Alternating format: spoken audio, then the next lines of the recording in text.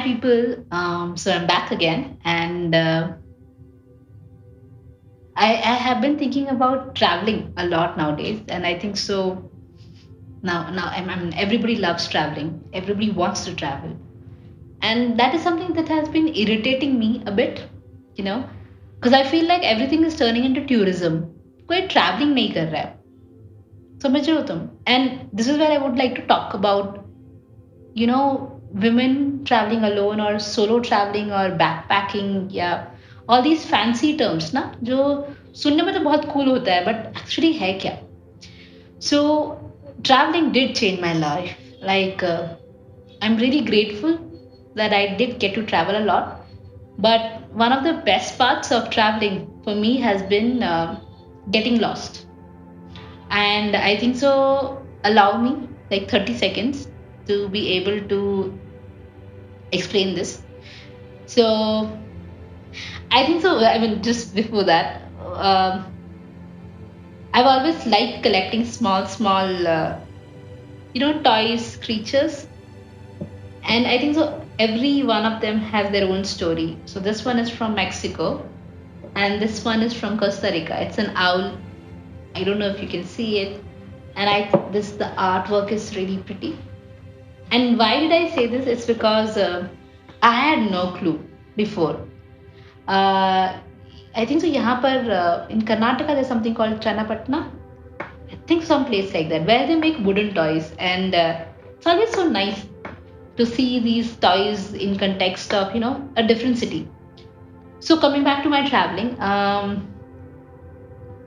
I think that when I turned 24, that was just when I finished my masters, and you know when I was doing my masters, I was the youngest in my university, in my class. I did it in abroad, and they were really shocked. अरे तुम तो बहुत young हो. You're so young. Why would you come and do your masters? They didn't have that concept of people studying back to back. And I had never heard of the concept of gap year. You know that you study for some years and then you take a break. So idea of break is something I've never heard. I mean, had not heard until then. And here there are people who are on gap years, who have been, taking off and going to countries they've never been. And it was really a big surprise for me कि लोग ये करते हैं. So I thought, okay, put yourself out there in a different region and see what happens. So I decided to backpack, which basically means I carried a bag which was thrice my size with the basic items I could think of, and I just moved across countries for the next 3 months. And I was just literally sleeping on people's couches, literally. So I'm talking about like around 12 years back, and I don't think so Airbnb was there. At least I have not heard of them back then. But couchsurfing was there. So I remember deciding, ठीक है, I'm Middle East जाऊंगी, because back then I was obsessed with Arabic language, and I really thought it was different. It was very nice and something I've never seen, read about. So I thought of going to Turkey, and that's why this owl is so cute and interesting, because they have something called the Nozorband. It's something to do with protecting yourself from the evil eye, all those things. So yeah, I decided to go to Turkey and Egypt, and don't ask me why these two countries specifically. There's no deeper meaning. There is no deeper meaning other than the fact that I just wanted to travel. And maybe as an Indian, it was easy for me to get the visa for it. But yeah, I mean, I remember, I mean, this backpack which I had, which was thrice my size. I remember as I moved across the months and the different countries, the backpack became lighter and lighter, because because you're always moving, you're always staying at somebody's couch. Nothing was important, and you really started depending on small, really basic stuff. Maybe one pair of socks, a bottle of water, few of your clothes, maybe a deodorant. I mean, it really came down to that basic. So it was a very different experience where I remember I was flying across two countries and my backpack was heavy. And they asked me to, they told me that this will be the fine, around 50 pounds. You either pay it or you just leave your stuff behind. And I did not have extra money. So I thought, okay, this was a great time to say bye bye. And I remember I opened my backpack and I had books and I had shoes and clothes, and I kept the shoes and clothes out. I kept my books in, and everybody was shocked at the airport, like, कौन करता है ऐसे कि तुम अपने कपड़ों को पीछे छोड़ के जा रहे हो और अपने बुक्स को लेके जा रहे हो. But that's exactly what I did, and later even those books had to be left because it was so heavy, and I ended up with a just a notebook and one pen. I mean, I reached a stage ki even pen was not dependable, so I went down to pencil. But it was a different era. I mean, it was really nice. The whole experience was crazy. But yeah, I mean, one of the things I really remember was how much I was dying to talk to someone in this trip. So just to give a background context, both these countries that I mentioned, Egypt and Turkey, they are not English speaking countries. So which basically means English is not their first language. So वहाँ पे English में कुछ नहीं लिखा है. There are no signboards in English. There's nothing in English. It's either Turkish or it's either Arabic, which I was in love with anyways. But 3 months of, and this was before WhatsApp, so I didn't have WhatsApp. I didn't have Skype. I had Skype, but I was not so active. I didn't have any of this video thing, so I couldn't call up home and speak. And Wi-Fi or internet was a big issue. I mean, I didn't have internet all the time. So I remember after some time, I started learning language, Turkish when I was in Turkey, and then Arabic when I was in Egypt, only to speak to people. I was couch surfing, so I was staying with people. I was sharing, and a lot of them. I mean, if I ever start naming and being thankful to people who helped me through these trips, it's just beautiful. But thank God for them. They did speak a little English, but most of the time I was on my own. So I was really craving to speak to someone. And I remember going on just random. I used to go to coffee places a lot. I felt like if you're sitting with a coffee, it's easier to talk to strangers. And this is a different video material where how tough is it to talk to strangers, but I will talk about it in future.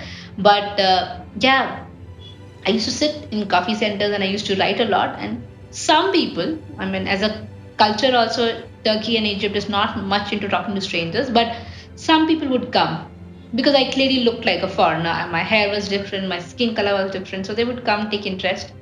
And since I knew the local language thoda, very little, I would also talk back. But I remember how lonely it was. I remember how much I craved, because the whole day I would hear a foreign language and I was just craving for one word in my language. Maybe English. English is not my first language, but I started even craving for English. Like somebody would speak English to me for once. But yeah, in this whole process, I really got very comfortable with myself. I mean, I was forced to be with myself. There was no Netflix. I was forced to, really spend time with myself. I was forced to push myself to be out on those roads, be out in new places.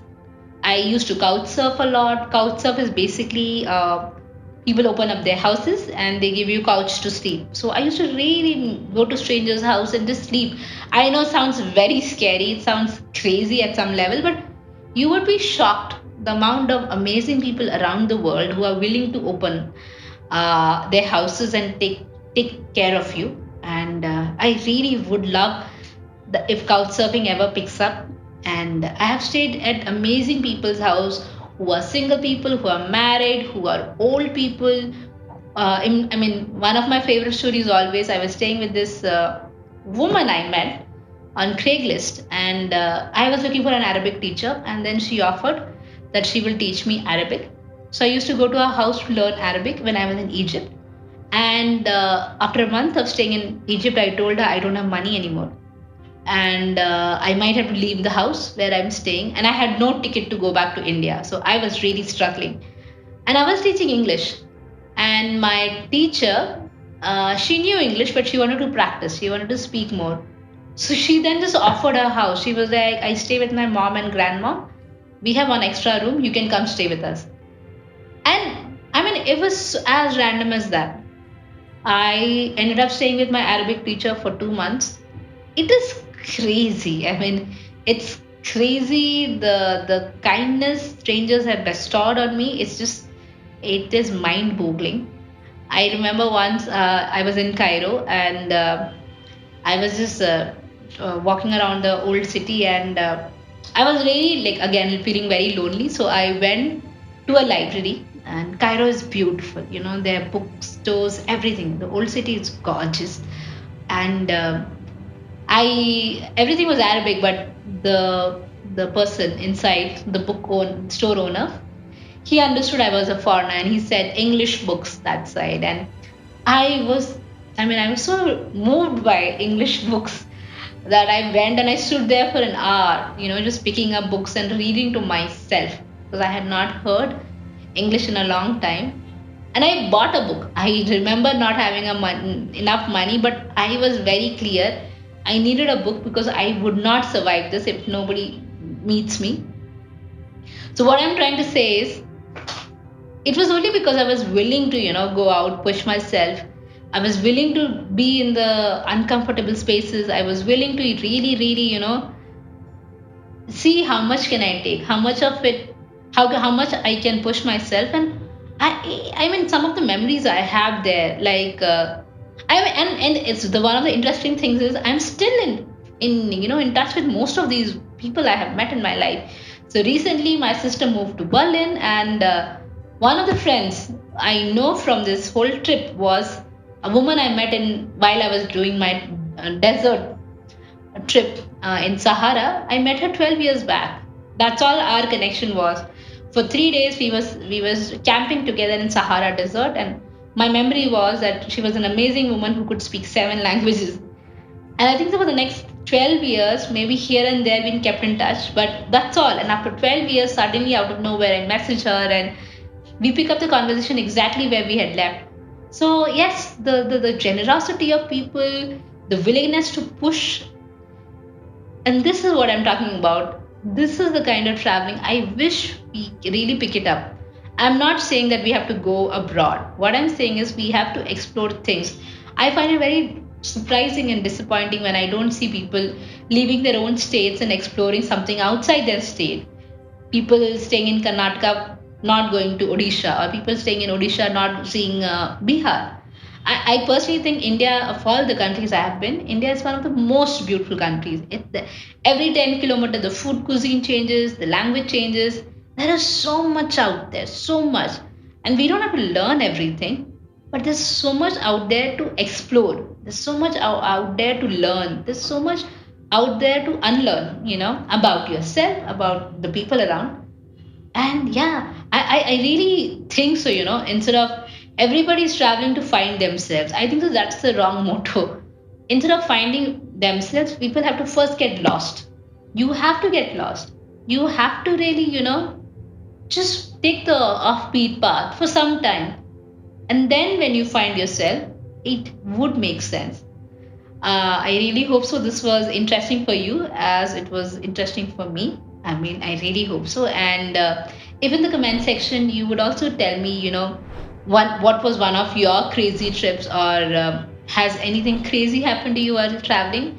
I would love to know. So, yeah, thank you again for listening. Bye.